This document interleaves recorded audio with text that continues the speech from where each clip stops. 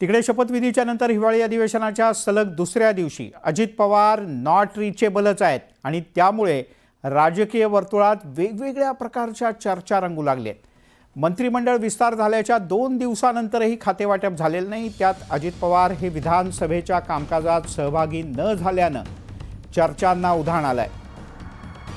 एकीकडे Ajit Pawar not reachable आहेत तर दुसरीकडे मंत्रिपद न मिळाल्यामुळे छगन भुजबळ यांच्या नाराजीत सातत्यानं वाढ होतीये।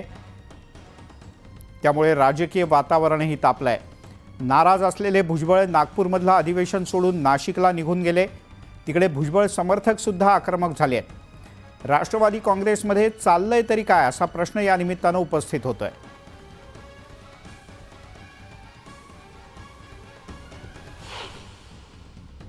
पवार हे नॉट रिचेबल आहेत समोर येताना त्यांची सवय जुनी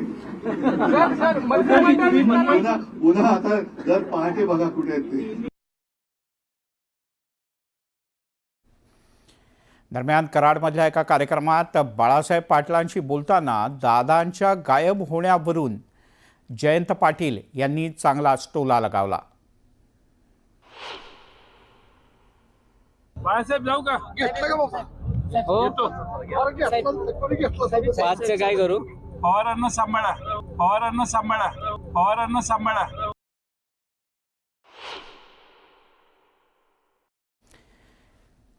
तिकडे अजित पवार नॉट रिचेबल नसून आपण त्यांची भेट घेतल्याचं अनिल पाटील यांनी म्हटलंय। भेटायलाही गेलो होतो आणि काही त्यांच्या स्टाफ बरोबर अधिवेशनामध्ये आज चर्चेच्या जे काही दोघं तिघं विषय सत्ताधारी पक्षाचा प्रस्ताव असेल, राज्यपालांचं अभिभाषण असेल, या विषयावरती चर्चा करण्यासाठी त्यानंतर मुख्य प्रतोद प्रतोद आणि मुख्य प्रतोद यांच्या नियुक्तीच्या संदर्भातही खऱ्या अर्थाने मी चर्चा करायला गेलो होतो। त्या बाबतीमध्ये तशा स्वरूपाचा मेसेजही दादांना पाठवलेला आहे आणि त्या प्रकारच्या सूचना लवकरात लवकर मुख्य प्रतोद कोणाला केलं पाहिजे, प्रतोद कोणाला केलं पाहिजे अशा सूचना दादांकडनं येतील आणि त्या आल्यानंतर त्याची निवड होईल। राजकीय वर्तुळातून एक मोठी बातमी समोर येते। नागपुरात हिवाळी अधिवेशन सुरू असताना शिवसेना ठाकरे गटाचे प्रमुख उद्धव ठाकरे यांनी नागपूरमध्ये मुख्यमंत्री देवेंद्र फडणवीस यांची भेट घेतली। एवढंच नाही तर पुष्पगुच्छ दिल्यानंतर या दोनच नेत्यांमध्ये 15 मिनिटं चर्चा झाल्याचंही कळतं।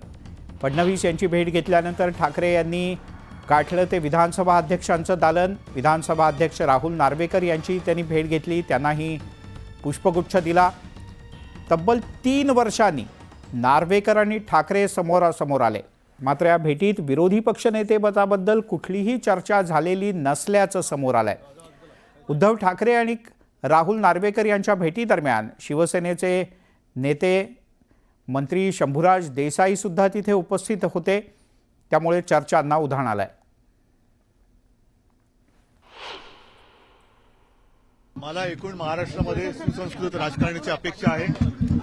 ठीक आहे, आम्ही निवडणूक जिंकू शकलो नाही, ते निवडणूक जिंकले, त्यांचं सरकार स्थापन झालंय, साहजिकच आहे। साहजिकच आहे, या सरकारकडनं महाराष्ट्राच्या हिताची अपेक्षा आहे, महाराष्ट्राच्या हिताचे निर्णय घेतले जातील ही अपेक्षा आहे।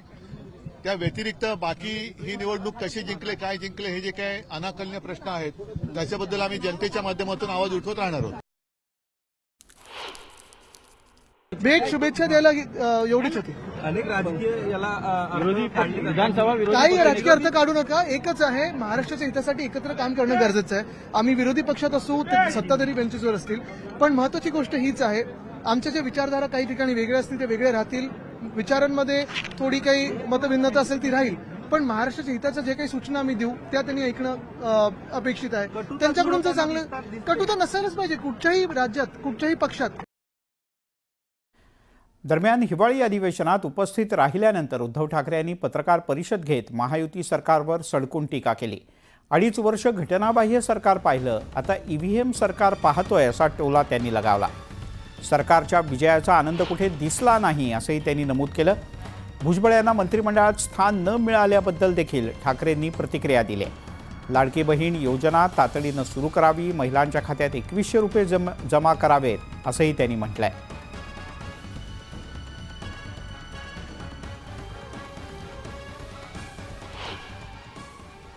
पूर्वी 2.5 वर्ष आपण घटनाबाह्य सरकार पाहिलं आणि त्याच्यानंतर या निवडणुकांचा जो काही निकाल लागला हा सगळ्यांनाच अनाकलनीय आणि अनपेक्षित होता किंवा आहे. त्याच्यामुळे जनतेत या सरकारला ईव्हीएम सरकार म्हणतात. तर अशा या जनतेच्या शब्दात ईव्हीएम सरकारचं हे पहिलं अधिवेशन आहे की नवीन मंत्री झाल्यानंतर त्या मंत्रिमंडळाचे प्रमुख मुख्यमंत्री माननीय मुख्यमंत्री आपल्या सहकाऱ्यांचा परिचय सभागृहाला करून देत असतात. मला असं वाटतं की ही पहिली वेळ असेल की ज्यांच्यावरती ढीगभर पुरावे असल्याचे पुरावे घेऊन आरोप केले, अनेकांवरती बरेचसे गंभीर आरोप केले गेले, त्यांच्यावरती ईडी इन्कम टॅक्सच्या धाडी पडल्या, त्यांचा सगळ्यांचा माननीय मुख्यमंत्र्यांना त्यांचे सन्माननीय सहकारी म्हणून राज्याचे मंत्री या नात्याने ओळख करून द्यावी लागली, परिचय करून द्यायला लागला. नागपुरात हिवाळी अधिवेशनाच्या दुसऱ्या दिवशी विरोधक आक्रमक झाल्याचं पाहायला मिळालं. बीड आणि परभणीतल्या घटनेवरून विरोधकांनी सदनाच्या पायऱ्यांवर जोरदार घोषणाबाजी केली. विधिमंडळाच्या पायऱ्यांवर आंदोलन करण्यात आलं. यावेळेला विरोधी आमदारांच्या हातात विविध फलक सुद्धा होते. तसंच सगळेच आमदार जोरदार घोषणाबाजी करत होते.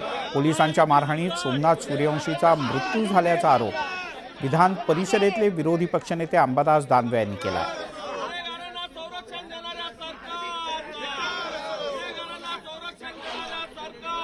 या सूर्यवंशीचा खून किंवा मृत्यू हा खऱ्या अर्थानं मारहाणीमुळे झालेला आहे.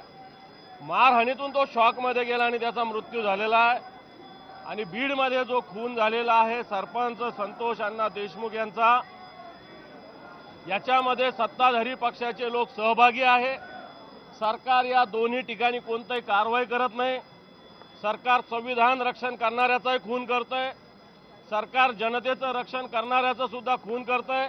आणि या सगळ्यामध्ये परभणीमध्ये पूर्णपणे एसपी आणि कलेक्टर सहभागी आहे, तर बीडमध्ये सत्ताधारी पक्षाचे कार्यकर्ते याच्यामध्ये सहभागी आहे.